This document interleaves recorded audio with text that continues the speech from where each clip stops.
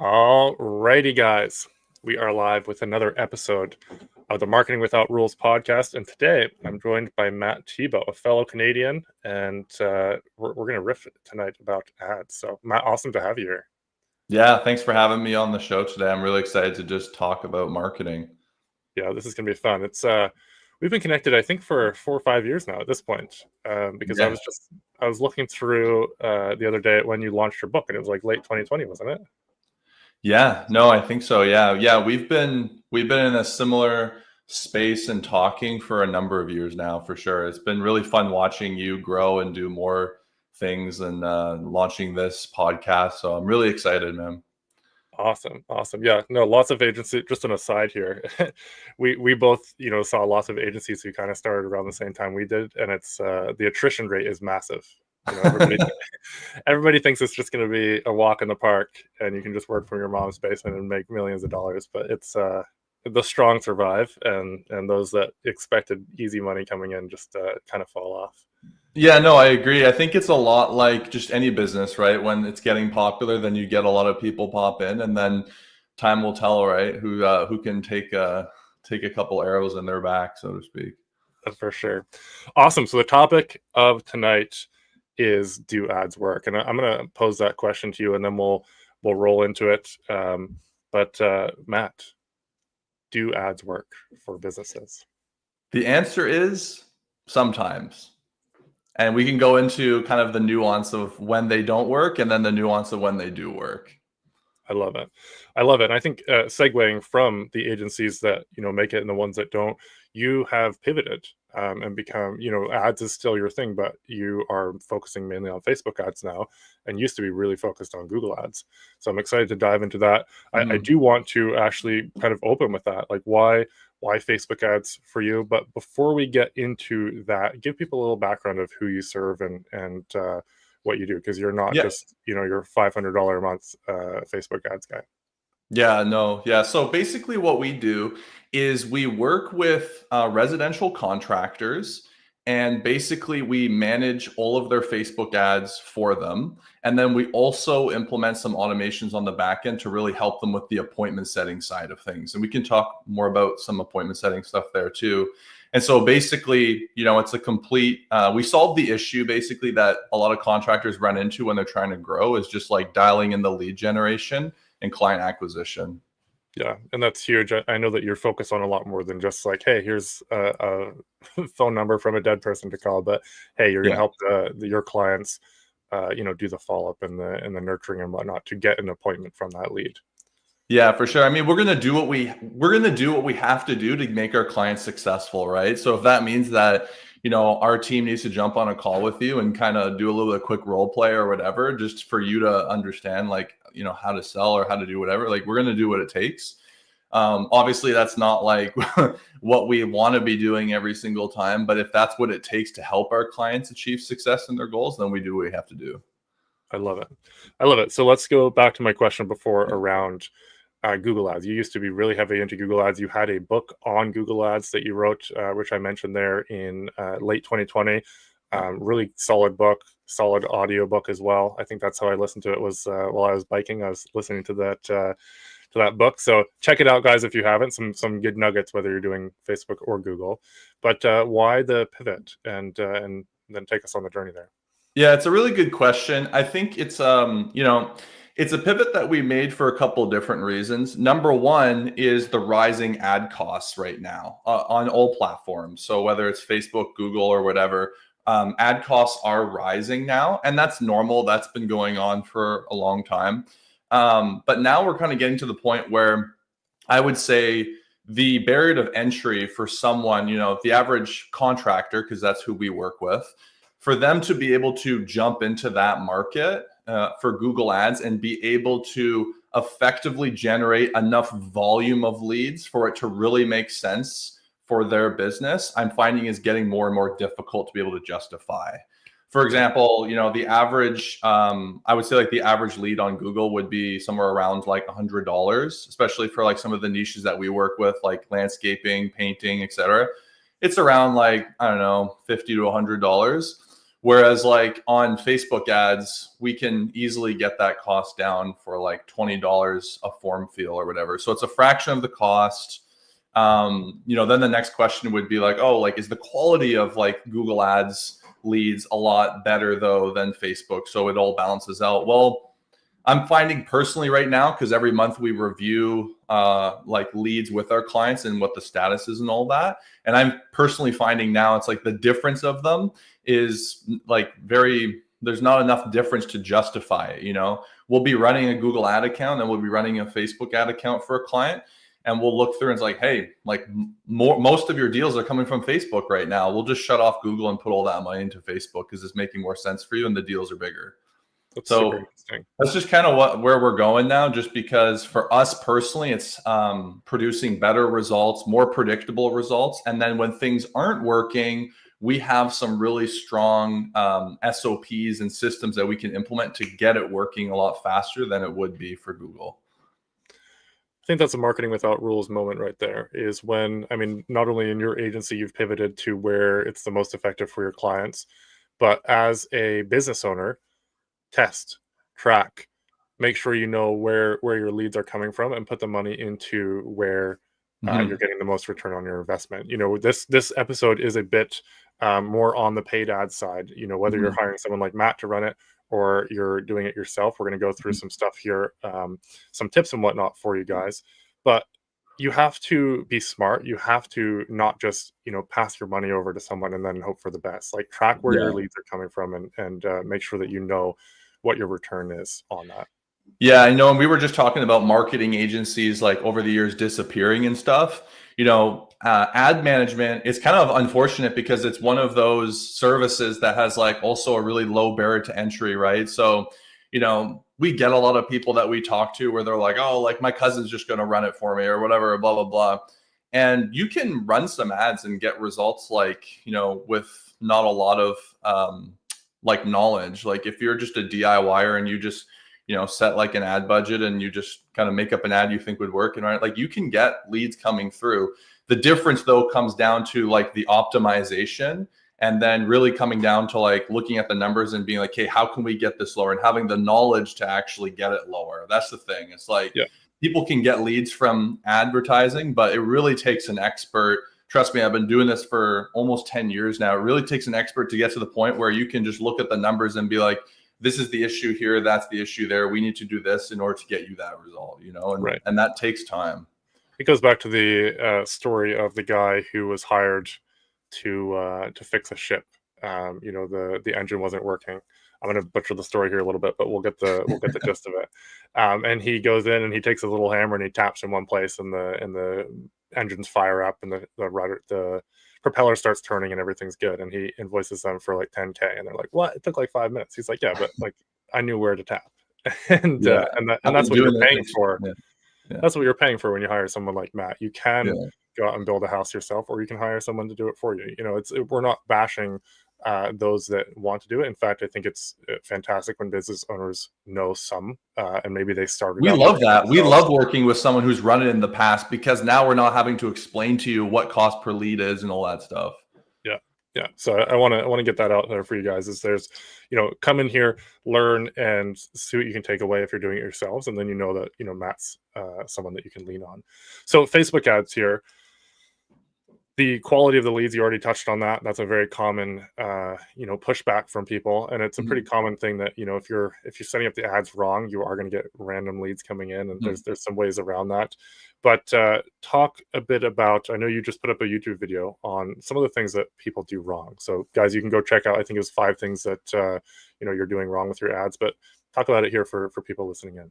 Yeah, for sure. You touched on a couple different things. So you said like, quality of the leads with Facebook. That's like a common concern of people. Other things are like people say, I'm just not getting any leads. Other people will say, I'm getting leads, but I'm not able to close them. Right. And so it's important to first like understand what your issue is. The title of this podcast is like, do ads even work? Well, there's a lot of steps that go into that to making someone say this doesn't work or this does, right? And there's a lot of things in between that. So basically, to make Facebook ads work, I've realized it basically comes down to like these 5 different things. And whenever someone I'm talking to, a contractor, any kind of business owner, and they're saying like, oh, my ads aren't working, it usually comes down to one of these 5 things or all of them. So the first thing with Facebook ads that you need to understand is you need to have the right budget in place to actually get the results that you want. So sometimes I'll be talking to someone, they'll be like, oh, like, I ran some ads on Facebook and I just didn't really get the results that I wanted. I'm like, oh, like, what were you spending? They're like, oh, like $5 a day, like something like that. And it's like, you need to do the money math when it comes to advertising, right? So think about this. Like, let's say that the average cost per lead comes in at like $25 or $20, whatever. Let's say that. If you're doing $5 a day, then that means that you're not going to be able to set yourself up to even get 1 lead a day. And that's assuming that it's $20 a lead, right? So let's say that it's more expensive, it's $50. Well, you're going to run that for quite a while until you finally see 1 lead come through. And if the 1 lead comes through and it's not so good, then you're gonna be like, oh, this sucks, right? So you need to make sure that the actual math makes sense. So you need to start off with a decent budget, right? So I don't touch an ad account anything less than $1,500 a day. That's the low end for Facebook ads. $1,500 a day or a month? Sorry, $1,500 a month. Sorry. Yeah, cool. Yeah. Sorry. $1,500 a month. Anything less than that, and it's kind of just like your money's better spent elsewhere, in my opinion, or just run it yourself. Then, if you like, don't hire us if you want to come in and do such a low ad budget, because it's just not going to make sense for you. Yeah, so it's got to cover your retainer. It's got to cover their ad spend. Yeah, and the impact is not really the type of impact we're looking to make. Anything less than that, it's like it's not enough of an impact for us to be excited about the deal, to be honest. Yeah. So make sure that your budget's right. So I would recommend $1,500 or more per month. Sorry, not per day. You can do per day if you're a big business, but so making sure that the ad budget is actually correct. The second thing is making sure that you have enough creatives to actually test on Facebook. So a lot of people, what they'll do is what's a creative? Can you just define that for someone? Yeah, that's a great question. So creatives on Facebook is like the image, right? Like the image or the picture, like what someone is looking at, right? So a lot of people, when they create a creative, which is just like the imagery for an ad, they'll just go to Canva or they'll get like some kind of stock image and they'll just kind of like put up something they think looks really good, and they'll do what they think that they should test, right? And so they'll put that up. And a lot of times they're just running the same ad creative, maybe 1 or 2 different ads, and they're just running that with the budget, and they run that for the entirety of the campaign, right? What you need to understand it with Facebook right now, especially, is that it's going to favor specific creatives over other types of creatives, right? And so sometimes it'll surprise you. Like oftentimes we'll have a client and they'll go out and film like a $5,000 ad from like a local videographer, and be like, hey, I made this new ad. Like, I want you guys to run this, as ads. And then we'll run that. And then we'll have like, some other pictures that they just took on their iPhone. And lo and behold, like the expensive ad bombs and doesn't like get any leads. But then the, shitty iPhone picture that they took of them doing a thumbs up with their crew is like pulling $20 leads. And right. So that's the nature of Facebook. So you need to understand that. So right now, what we're finding, the 3 different types of creatives that are just working really well right now. Number 1 are just simple before and after pictures taken on your phone. So if they look very professional, like with a super professional camera, we find that they actually perform worse. My theory behind that, I don't know why it is, but my theory is that I think people just think it's more believable when you see it from a phone. It just seems like it's actual original content and not a stock image. So before and after pictures, that's a popular one you probably see. Second are action shots. So these are just pictures of your crew, or, you have wrapped trucks, like anything like that, or someone doing an installation, anything like that. People love to see that too, because it kind of shows like behind the scenes of your business, right? Yeah. And then the last type of ad, these are kind of like, our secret weapon right now, are just these 1-minute video selfie ads. And so we give our clients all the scripts and everything, and then they just film these really simple ads just on their phone, and they just record themselves talking to it. And then we edit them up and then we run those. And those work really well because the homeowner's kind of already getting like this preview of what it's like to work with you before they even work with you. And so running those 3 different ads all in conjunction together, they're getting the proof of the action shots. You can see that you're a real business. You have like a team and everything. Then they're seeing the work, the quality of it. And then they're getting these like really personal videos. So those are working really well. So that's kind of like a high level overview of the creatives. It's like a 1-2-3 punch, basically, where you're just constantly hitting them with something new. Yeah, exactly. Yeah. Cool. Let me know if I'm taking too long here and explaining. No, this is awesome. I'm liking the detail that you're going into, because this is some actionable stuff that people can take. Yeah, for sure. Yeah. And so then the third thing that a lot of people, will get wrong when it comes to Facebook ads is just the messaging in general. Like, I don't know if you've ever experienced this, but sometimes you'll just read an ad and you'll be like, I don't even know like what's for sale here. Like, I don't even know what's being offered. I don't know what's for sale. And, we were talking about bad quality leads. Well, a lot of the time you're going to get bad quality leads if your messaging is bad, if you're not actually clear and articulating who you're looking for, right? Mm-hmm. So the messaging in the ad, that's what we call ad copy, right? And so just a really simple trick that we use, that we teach a lot of people to be able to write great messages and be able to qualify traffic and get the type of clients that you want to get, is using an if-then statement in your copy. So you just say, if you're looking for, the best painting service in Ottawa, Ontario, then we're the team for you, or whatever, right? If you're looking for, whatever it is, but like just specifically saying, if you're looking for this, then we can do this, or then this is the case, Do you and that's a really put, sorry to interrupt here, but when you're talking about the if then, I noticed you did put Ottawa, Ontario.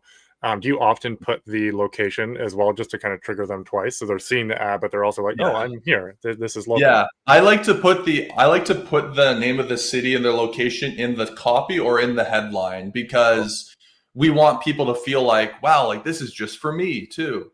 Yeah, something special about that subconsciously. Yeah, cool. Yeah, no, and you'll see it often on like websites and landing pages and stuff. There's an SEO benefit, but then there's also like, oh, this is for me, Yeah. Cool. And then I think we've talked about 3. And then the other thing that people will get wrong, so this is the 4th thing that people will get wrong, is the targeting, right? So like sometimes we go into an ad account and they're like, yo, like I don't know why like I'm getting leads from like Africa, bro. And we go in and it's like set worldwide. You know what I mean? Has that actually happened? What's that? Has that actually happened, that someone was set worldwide? Oh yeah, all the time, because it's like expanded targeting. So like some people will just check like expanded targeting and it just goes to like everywhere, right? Oh, that's brutal. I have some horror stories too for like Google Ads, as well. Like I want to hear them. We'll get into that here in a bit. Yeah. So the targeting, right? Super, super important. Obviously, you want to target the geographical location, duh. But the other aspect too is like just not constricting too much the targeting so that you don't have a pool of people to actually work with. Because what some people will do is that they'll go super, super specific on their targeting on Facebook. And then Facebook's like, bro, I only have 10 people basically who fit this criteria. So of course your cost, like people are like, why is my cost per lead so expensive? It's like, because you don't have a big enough pool of people to work with. You know what I mean? So when you say targeting, can you get into the specifics there for those that don't know what you mean, on what sort of things you can target? Yeah, really great question. Yeah. So in Facebook, you can actually like target who exactly do I want to show and serve this ad to. So you could do like by the age, by gender, by location, by interest, demographics. Like you can go down to like, hey, have you recently bought a home? Like Facebook knows everything about you. And so right now is really exciting time for marketers, because you can just go into Facebook and be like, find me these people, right? But the problem is that people will go too specific, right? Yeah. So it's kind of a balancing act of like, you want to be specific, but not too specific, because you want to make sure that you have a big enough pool of people to actually serve these ads to that can sustain a campaign for months, right? And so that's not just going to fatigue and like you've shown it a bajillion times to this pool of people, right? Amazing. Cool. And then the last thing is just the call to action. So like, where are you actually sending them to from the ad? Like 9 times out of 10, if someone says, oh, like I ran a Facebook ad and didn't get any leads, that tells me 9 times out of 10 that they're probably sending it to like a shitty website, or like there's some kind of barrier that they're sending that up to, so that they're not getting leads coming through. Maybe you're getting the traffic because traffic is guaranteed. What traffic means is like people visiting whatever you tell them to visit from that ad, right? So that's guaranteed. We're spending money. It's going to go where you're telling it to go. And so if you're getting no leads, it probably means that you're sending it to like a bad website or a bad landing page, or it's just not easy enough for people to actually take an action, or it's not clear enough to take an action. Cool. Yeah. Cool. What actions do you typically use? There's call now, learn more. What are the actions that you typically use as a call out? We like to do form fields on Facebook. So they're called lead forms right now, like at the time of this podcast. So that is a form that is integrated on Facebook where people can just fill out their information and then that sends to your email. So Facebook likes to keep people on Facebook. So the quality of that lead is going to be much better than if you were doing something like messaging ads where someone just clicks one button, boop, and then it sends you a message. If you do messaging ads, you're going to just get a ton of people just being like, oh, I clicked this by mistake and blah, blah, blah. Now that might make sense though. That might make sense though if you're just like, yo, I just want volume. I just want a lot of people reaching out. Then maybe and if you have someone like right there or have an AI responder right there to exactly. Yeah. It might make sense. Or on the flip side, let's say that you're a super small team, maybe you're a one-man show, and you just want like super qualified leads, or at least more qualified. Then maybe sending to a website would make sense, but you're just going to constrict the lead flow by doing that. So we do a middle ground. It's called lead forms. Cool. I think Wilton is bringing up a good point here. He says, so I just get angry boomers who don't like having automated messages when they click the ad. So that would be, sounds like he's doing a messenger ad. And then when people click it, you've got like an automated message that hits them from your page probably. Yeah, so Wilton, that sounds like messaging ads, right? So that's where people are like, leave me alone or whatever. I've seen that before. So that's very typical with messaging ads because Facebook is going to target people who just click on things typically. Like it's going to go out and find people. Facebook just wants to make money. They just want you to take the action that you're telling them to take. So they are going to find people with fat thumbs and people who click on ads just because. And so you're going to get a lot of that for sure. You can still get some good leads, but you're going to get a lot of that. Yeah, Jordan's exactly in the same boat there. Jordan is here in the house. Andrew, I'm not sure if he's still listening, but we're having a good time here with some guys. Great one there, Wilton. So for Wilton, you would recommend for him to maybe switch to a form ad or something if he's just getting people frustrated by that? Yeah. So what I would recommend for Wilton is I would recommend him to switch to lead forms. However, I would not recommend him to switch to lead forms depending on the number of those people. So let's say it's like out of 10 leads, if you're getting like, let's say you're getting like 2 people who are angry and like confused or whatever, but the rest of the leads are actually good leads. That's actually not bad because messaging ads will be much cheaper than form fields. You know what I mean? So depending on the numbers, Wilton, it could make sense still for you. But if it's like, 50 or like, 90% of your leads, then yeah, form fields would make more sense. Great advice. Awesome. Now, when it comes to the ad, you've got your copy, you've got your picture or your creative that we just talked about, and then you've got the call to action. What do you typically use as your preferred call to action? We just say learn more or get a quote. So in the copy, what we'll say is call or text Lewis and then put the number, or click the learn more button to get your quote today or something like that. So we like to give the option of like, because people do actually want to text and call and stuff like that. So we'll put that in the copy, but the primary call to action is just learn more. What percentage of people call or text? I would say that it depends on the niche. So it depends on kind of the niche that you're working with. Like for example, we work with a lot of Christmas light installation contractors, permanent LED lighting for like Christmas time, etc. So those types of campaigns, especially leading up to like go time during Christmas, we notice that's a lot more calls. Like we'll get on the monthly review call with our clients and they'll be like, yeah, these are all like the form fields, but like I'll walk you guys through all the calls and stuff too. And the calls are significant. I would say like around that time, it's probably like maybe like 60-40 favoring lead forms. Okay. Yeah. So a lot like less calls, but still quite a bit of calls. But then I would say, like, let's say we're doing like painting just for interior painting during like the normal season, like it's definitely like 80% lead forms and like some calls. Yeah.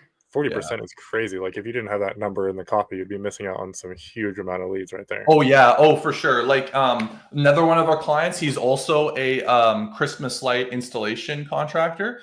He messaged us and was like, guys, I just got this like this big business. It's like a commercial job. And they just texted him and they're like, hey, we saw your ad on Facebook, blah, blah, blah. No lead form, no call, just a simple text. So like maybe they would reach out, maybe not some other way, but you should definitely have your phone number on the ad. I personally love texting businesses myself. Yeah. Like I love that. Me too. We had a plumber locally who I tried to text and their whole system was broken. I tried to use it as a sales pitch there, but they're a little bit, I was like, these guys are amazing. They got text set up. I texted them. I was like asking questions and then didn't hear back for like a week. And then I called them and I was like, okay. Oh, wow. That sucks. But yeah, so let's take a break here. We've got a couple of good questions here, but I want to hear some Google Ads horror stories, and then I want to come back to what happens when they hit the lead form. So they've read through your copy, they've looked at your creative, they're interested. They hit your lead form, and then I want to talk about what happens to the leads after that. And I think it's also going to tie in with the fact that you're tracking, your number in the copy that they can text or call is a tracking number. But let's hear some Google Ads. I want to take a little aside here for some horror stories. Yeah. Okay. So one of the main things with like Google Ads is that, there's something called click fraud. So basically what click fraud is where technically with Google Ads, you pay every single time someone clicks on your ad, right? So technically, like someone could just sit down at a computer and just like go to every single ad and just click on those ads all day, every day for like, a year, and never have any intention of actually buying anything, right? So that's called click fraud. It's a real thing. So, potentially you could be, if you have like a budget of like a significant Google Ads budget of like 5,000 a month or more, like you could potentially spend, like tens of thousands of dollars per year on just fraudulent clicks, right? And so this was one of like the first kind of, I guess, like horror stories for me, was that I was doing Google Ads for a certain number of years, and then someone was talking to me about click fraud, and they're like, "No, it's a real thing, man. Like, you really have to check this out." Blah blah blah. And so I downloaded a tool. It's called PPC Shield, and I just put it on our client accounts just as kind of like a trial to do that. And I ran it for, I think it was like a month, just to see kind of like what was going on. And within that month, I saw it actually listed out all of the IP addresses it detected all of the fraudulent clicks coming from. And I took all of those, IP addresses and I just like popped them in to see where they're coming from. It's coming from like Finland, like India, like all these like strange countries, that are not like where, the clients are. And so that was when I realized that this is actually a real thing, that a lot of people spend money on Google Ads without click fraud protection software, and they're spending hundreds of thousands of dollars a month or a year or whatever fraudulent clicks. So that was something that was like a pretty eye-opening thing for me, that I was kind of like, okay, like this is really important. So kind of like some horror stories is like, we have some clients who are spending like 10 grand a month on Google Ads without that. And then we put that on it. And then a couple months later, you can see the amount, and it would be like around 1,000 a month in like just like fake clicks. Like it's pretty significant. Yeah. 10%. So anyway, that's like one horror story. Another one was kind of one I alluded to, where we went in for a client to do an audit on his ad account before taking it over. And we went in there and we saw that the ads were set to just like worldwide it wasn't for text ads, it was for display. So if you don't know what that is, it's like where Google will show like these display images, when you're searching through the web and stuff like that. So this particular client was a local business that only did business in like that area, but they're spending a significant budget on just these display ads, just like showing, all over the world, basically. So us just turning that off, is pretty much like already provided a lot of value for them. So that's wild. That's wild. All right, we'll maybe come if you think of another one, let me know. But we'll actually have one more. I have one more. Okay, awesome. One last one was we did an audit and we popped in, and the guy was like, "Yeah, all of a sudden, like my ads just stopped working." And we went in and we saw that the ads were running for a month to just a dead landing page. The landing page wasn't working, so it's just a broken link, and the ads were just sending to nowhere. That's a gut punch right there. Yeah, so. And it wasn't like he was spending peanuts or anything. He was spending a decent amount. Hey, made you guys look good, and you guys got him sorted out. I imagine he jumped over pretty quick. Yeah. Awesome. Okay, cool. So we're gonna go back to lead forms here. I'm gonna hit John and Wilton are having a conversation here about the lead forms here. So personal and personable responses for each and every customer have always been the best for us, then leading them to our website to all information, including our other services and the lead form on this site. So I think that was back in our conversation around, whether you're sending them to a lead form or to the website. So that's that. So okay, go for it. Yeah, so I'm just assuming from that comment there that he's saying like we're running messaging ads. The comment or response comes in, we have a little chat with them. Hey, we'd love to speak with you more. And then you do the website. Yeah. I mean, John, we have some clients who like the messaging ads because they have appointment setters and stuff like that. If it works for you, I'm not saying it's a bad thing for sure. Yeah, cool. Because you can get cheaper leads through it in some instances for sure. All right. So Wilton says sometimes with the lead forms, something that I've found is that I'll get leads who claim they never have filled out their info. I've changed a few things to make it so they have to fill out their info manually. However, I still get many leads who claim to not have filled the form out. Yeah.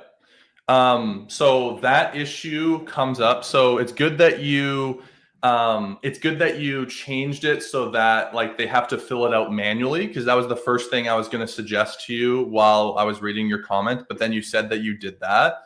So there's two things that you could do to fix this.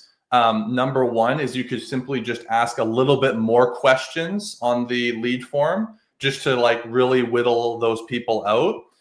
The second thing that I would want to have a look at is just the targeting on the back end. So sometimes this could happen if the targeting is like expanded targeting or something like that.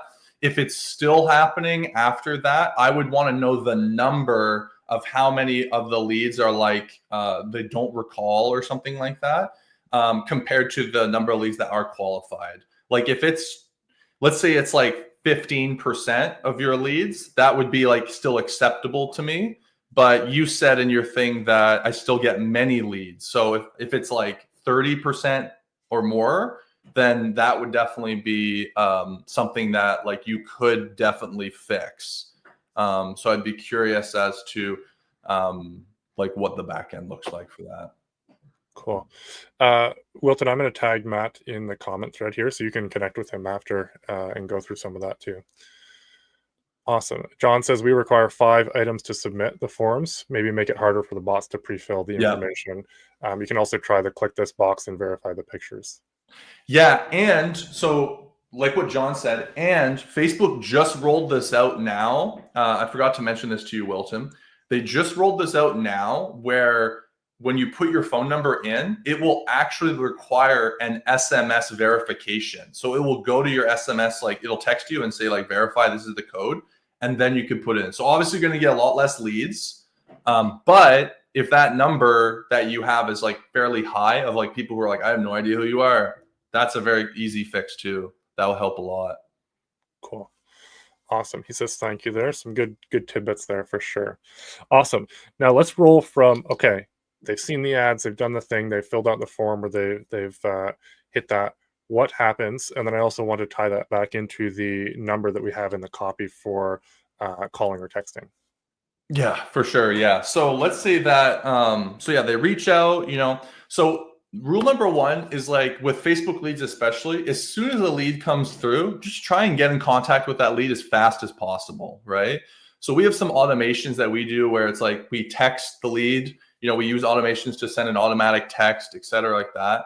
But you should be calling that lead as fast as you can with like a real human being, because that's the number one way that you're going to be able to have a conversation with them and do what I call a discovery call or like a qualifying call. And the purpose of that call is just to see if they're a good fit for your business, if you can help them out, et cetera, et cetera. And then you want to book them in for an estimate, right? So a lot of contractors will just wait way too long to actually call those leads, mostly because they're used to dealing with referrals, right? So they're used to getting an email from someone being like, hey, I'm interested in working with you. And then them not answering for a couple of days and be like, yeah, like let's set up a time. And like that person can almost jump through hoops to work with you because Sally down the street said, oh, you got to work with Bob. He's the only guy to work with, blah, blah, blah. Whereas on Facebook, it's way different because these people have no idea who you are. They're probably talking to some other people. And then like, it's a little bit more of like an impulsive thing, right? They just saw an ad, and marketing these days is so good, especially, you know, if you're marketing with someone like Lewis or myself, marketing these days is so good that it will actually like get people to do things that they don't always want to actually do, if that makes sense. So they'll take impulsive actions. And so that's why like you want to take advantage of that moment in time and be like, hey, what got you to like reach out? You know what I mean? So very, very important to call very quickly. Speed to lead is super important. Yeah, that's I mean, that if that isn't the theme of this show, I don't know what is. Like if you're not hunting, you know, a lot of contractors and business owners are used to gathering. You know, they're used to someone just feeding them leads, a marketing agency, and they'll get to them when they can. But a hunter, you see a lead, you call them back. You get right back on top of them. You know, there's a stat, and I don't remember directly off the top of my head exactly, but something like after the first 5 minutes, your close percentage goes down by 80%. After wow, 5 that's minutes. crazy. After 5 minutes of not calling someone back, because they're picking up the phone and calling someone else. Yeah. Yeah, I mean, man, like we've seen it where it's like people, you know, like we do, because we run ads, Facebook ads for ourselves too. And it's like, our response, I call it connection rate, like your ability to connect with a lead when it comes in from an ad. And, you know, I'll do some tests and we see it's like, if you can get that connection rate to be like, you know, almost instant, you're going to be able to speak with pretty much 100% of the leads. But every hour that you wait of connecting with them, it just goes down and down and down. So I definitely believe that stat. Yeah, because if they just filled it out, you get the info, you shoot them a text, you give them a call, they're still in the mindset of whatever they're doing. Whereas an hour from now, they could be dealing with, you know, a bill collector or their wife shouting at them or whatever. I did a podcast a little bit ago with a gentleman, Brian Diamond. I think that you guys are friends as well. Yes, he's amazing, you know, phenomenal guy, super inspiring. And he told me a story because we were talking about this, like follow up and all this stuff. And he said, man, in my business, we had a lead and we weren't able to get in contact with her. So my salesperson called her 70 times until she finally picked up and she said, oh, I've been busy or whatever, and I didn't recognize this number. And she was actually, she actually moved forward with them and bought in the end. So he was just saying like, that's a funny story to just say like, you know, a lot of people will discard their leads or, you know, oh, this person didn't pick up in like 1 or 2 calls. It's like, well, you got to be a hunter. Yeah, people are humans. That's kind of an oxymoron, very Captain Obvious thing to say. But we are, as humans, if you look at your life, you know, you're going to shoot someone a text and then you're going to forget about what you were talking about. You're going to, you know, say, you know, your wife asks you to do something on the honey-do list and you know you have to call a contractor to help you out or whatever the case may be. You're going to forget. It's the same with getting reviews on the back end. Like people can say and be perfectly willing to give you a review. But if you don't do that follow-up to connect with them, they're just going to forget. It's not going to be malicious. It's not going to be that they saw your Facebook ad and then hated your guts and never want to hear from you. It's that they probably just forgot. And so if you're not doing that follow-up, you're missing out on it. Some of my best clients, it was 2 years of follow-up. And they were working with someone else at the time, and then they were ready to come over to work with us. And you know, you're missing out on leads. So let's switch to pipeline management, because we talked about, you know, you got to get right on top of the leads, especially if they're coming from ads, because it's a bit more cold traffic than the referrals that come from Sally. But now you've got them, you've connected with them, or you haven't connected with them. They're now a lead in your system. Let's talk about pipeline management and how you help people with that. Yeah. So let's say that, you know, you weren't able to connect with them, right? Let's say that like you can't connect with them. You've been calling them, you're doing everything. So what we like to do is we like to do what's called a reactivation email campaign. It could be through text as well, but we call it a reactivation campaign. And basically what the reactivation campaign's job is to do is to pull out dead leads from your pipeline, right? So I'll tell you a quick story. So it's like, one of our clients that we've been working with, before working with us, I was like, what were you doing with all of your leads before? And he was like, oh, like if I wouldn't be able to get in contact with them, then I would just, never speak to them again. And if you think about that, it's like he's been in business for about 10 years. If you think about that, all of those leads that have come into his contact, and that if he just put them into a spreadsheet, and just had them organized, and then every single quarter or month or whatever, he could just be sending them emails just about different stuff that he's working on. It's like, how much would that have been worth to you? Now, obviously now he has a CRM and all that stuff, and we can talk about all that, but it's like, a lot of businesses just don't even keep track of all that stuff, right? So anyway, so we do the reactivation campaign for people who are kind of ghosting us, right? They're not answering, they're ghosting, blah, blah, blah. And the reactivation campaign is very simple. It's based off of like an entrepreneur, a marketer that I really like, Dean Jackson, and it's called the 9-word email. So basically the 9-word email is, did you still want help with blank, right? So, hey, Lewis, did you still want help with getting your deck stained, Matt, right? And you don't say anything else. Like, you don't say, we've been in business forever. Like, don't hesitate to reach out to me. I blah, blah, blah. You just, a very simple, straightforward question. And psychologically, it's what's called an open loop. That's what Dean Jackson talks about. It's an open loop, and it basically forces someone to respond to you. So it's just say no or yes. It's going to get a lot of no's, but it's also going to get a lot of yeses. So those are really powerful to do on a quarterly basis, just to pull people out who aren't answering, right? And then let's say people who are like, hey, like, I'm really interested, but, just get back to me, or I need a month to think about it, or whatever. I need to, whatever, right? They need to think about it. They need a delay. Then they should be receiving at least like a monthly email or a monthly touch point of some kind that's like non-sales related. That's just like a touch point. You know what I mean? So it could be like 5 tips to keeping your, to having a beautiful curb appeal, or like 8 ways to blah, blah, blah, So like little simple value type posts or information that you can send them. That's just a touch point, right? So you can automate that through email marketing. That's like something that someone can just go into, right? So those are some really simple things that you should be doing to like kind of nurture those leads. Yeah. John has a question here, which I'll bring up. But when you talked about the 9-word email, it's funny because I've seen there's a bunch of people running Facebook ads for, hey, get my 9-word email. Oh, really? That open loop is so powerful.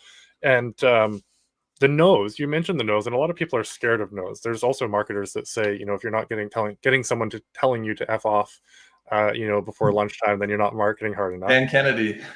Yeah. So, but the no's, a lot of people are scared of getting the no's, but the no's are actually good, because now you can take those people off your follow-ups. So you just saved yourself and them time, and they've given you a concrete answer, and you're able to move on with your life. But John has a question here. Any app that you recommend to help with follow-ups? Yeah, an app recommendation. I mean, any good CRM will have like a good CRM, high level. There's a lot of different CRMs out there, but a lot of CRMs now will have some kind of automation in place where you can just kind of drag them to long-term nurture or something like that, John, and then it will just put them into like a drip campaign. You know what I mean?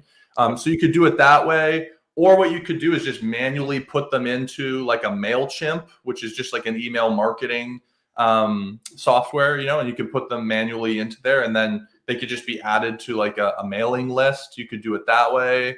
So there's different ways, but I would say like the best way would be using a CRM, and there's many great CRMs out there. For our clients, we use High Level, and for ourselves, we use High Level. Yeah, we do the same. Andrew Thompson was on here earlier. I'm not sure if he's still here, but John, if you haven't checked out Autopilot, definitely check it out. It's specifically for junk removal, and cool. Andrew has been developing that for over a year now, and he's in beta. I think he's launching fully really soon. So definitely check that out if you haven't. Oscar says, Dallas here, you need a website? Shoot me a message. We'll hook you up. There you go. Contact Lewis. Yeah, we can take care of you. So We've got follow-ups. We've got, the follow-ups till you get a response with the 9-word email, and then nurturing people as well. Anything else you'd recommend for managing the pipeline? And I realized I didn't define pipeline for those that don't know, but your pipeline is basically your way of organizing the people that come in. So you've got like hot leads, you've got like, about to buy, you've got maybe to buy in 3 to 6 months. There's a bunch of different, ways that you can organize your pipeline. But that's what we mean when we talk about your pipeline, is the way you kind of organize people into buckets depending on where they are in the buying journey. Yeah, I would just say, like, the tip I would give is actually organize your pipeline, is actually have different sequences in your pipeline, right? So if you're having a conversation with someone, but you don't get them to the point of having an appointment, which I would call like a discovery call, then you can just label them as like, lead, or like conversation with a lead or something like that.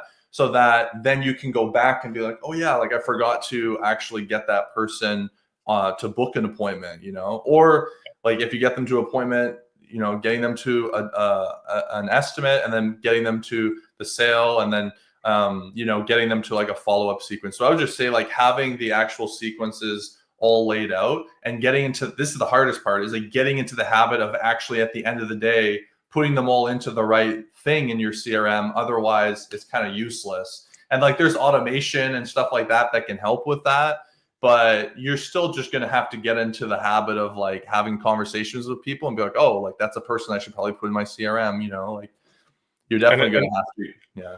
Yeah, a good CRM will let you set follow-up tasks as well. So if you talk to someone and then you're like, hey, maybe they're going to be good, in a month or two, or they've mentioned, hey, reach out to me, you can set a task and it will automate a reminder to you in some form or fashion. I've basically realized though, like if you're going to run Facebook ads and you're going to do it seriously, you need to have a good CRM and appointment setting system set up. Otherwise, you're kind of just like throwing money at the wall. Yeah. Yeah. I love it. Matt, this has been fun. This is always enjoyed chatting with you. Some good nuggets here. Anything that you want to touch on that we didn't touch on that will help people kind of think outside the box here when it comes to marketing with ads here? I would say the number one thing, if looking to do some marketing with ads, is just think about how can I connect with people like on a genuine level. Because I think that a lot of contractors are just kind of putting out ads that look like ads just based off of stuff that they've seen, because they're like copying what they think works. But what's working really well right now is just being super genuine. Hey, what's up, you guys? My name's Matt here, and I just want to help you with your painting project or whatever it is. Like the more genuine connection that you can convey in your message and your ads, the better they're gonna connect and the harder they're gonna hit. So you're saying people buy from people, and if you show up as a real person, it's going to be to your advantage. Exactly. I love it. I love it. That's a big one, guys. And if you mentioned the before and after pictures, the video there that you have people do, the what was the other one there, the branded like action shots, team working.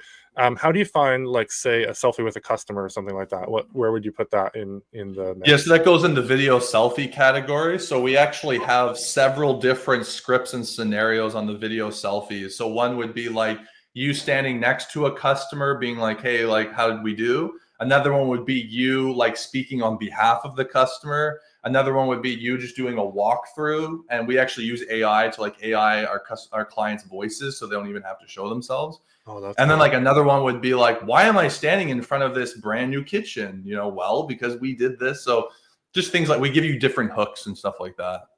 That's fantastic. Some great ideas right there that you laid out.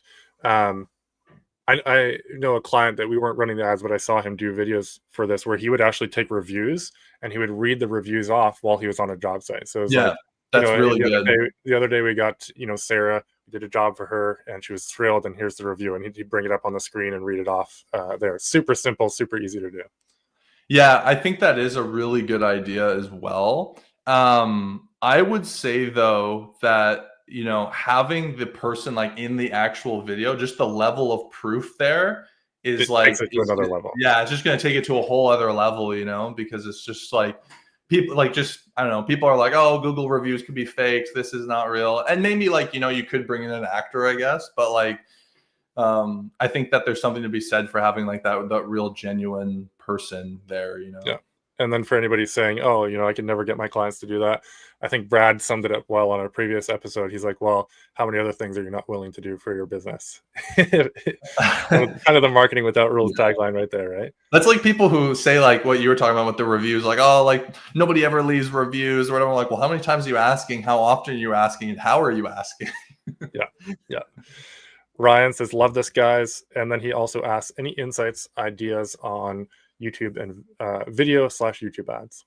I can't talk about YouTube ads, Ryan, because we haven't really ventured into there enough yet. So I can't really speak to that.